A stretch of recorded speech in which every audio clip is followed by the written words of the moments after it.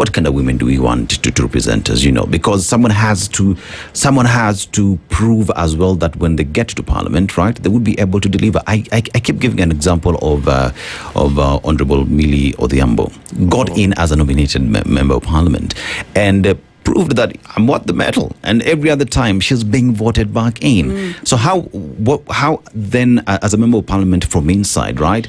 How are we having these discussions with young women leaders who are coming up, who are going for these political positions, to not only present themselves as vote for me because I'm a woman, vote for me because the Constitution demands 2/3 gender rule. We could ride on that, but at the end of the day, remember, it is the electorate who will give you that vote based off what it is you can offer. So we can talk about political campaign financing, which is a problem. We can talk about electoral violence, which is a problem. But at the end of the day as well, there is what it is, how you are selling yourself, what it is you're bringing on the table. Are these discussions being held?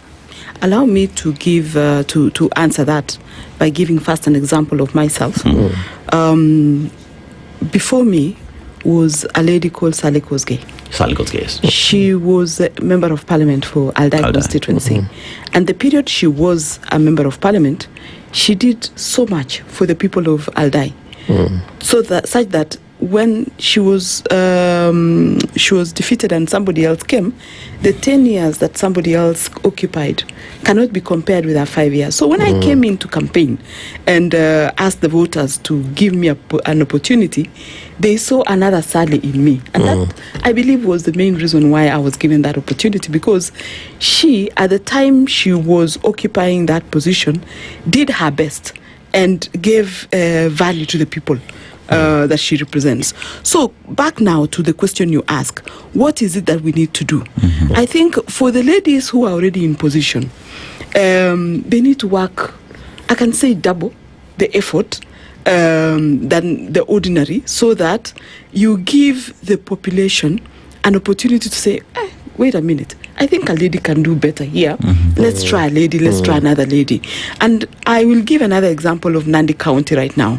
As we speak, of course, I'm going back. I want to go back as an MP, so I'm running for my seat. And there's another constituency that is also wanting to have, that a lady is also trying to run. And they are giving example of my constituency, saying, you see what a lady has done here, even us, we can do this. There's a lady governor who wants to be governor in the same county. So we are now 3 ladies trying seats that are ordinarily bicultural, seem to be a male-dominated domain. In areas, certain regions, as you've said, culturally, they still haven't believed that a lady can take a leadership position. And I say to myself that is a paradox, because the home cannot be a home without a lady. There is no home. You cannot say, a man cannot say, I will run the home, I'll take care of the children, I will take them to school, I will feed them. But the person who makes a home to be a home is a lady. And I wish we could carry that and see that leadership already that has been demonstrated at the home level can actually come to the leadership of political leadership. As I've said, in the boardrooms and in work environments, because of this, everybody goes to school. We all now go to school. You find a lady and a man compete for a CEO position, and there are so many lady positions or lady CEOs actually. And if we are to put lady CEOs in entities, both private and public, I think we are almost 50-50. Boards, I think, are also trying. And as I mentioned to you, schools, if you go to schools today, there are more ladies as teachers than male. But in the political space, that is the elective space. And I think because of the cultural, and more importantly, as you've said, the campaign process. Again, as an example of myself, when we were campaigning with my competitor, he used to go for night meetings to people's homes and do night meetings, which I can't do. And therefore it gives me it gives me a disadvantage. And then the abuses and the money, of course, because again, culturally we don't own property. We are not allowed to own property.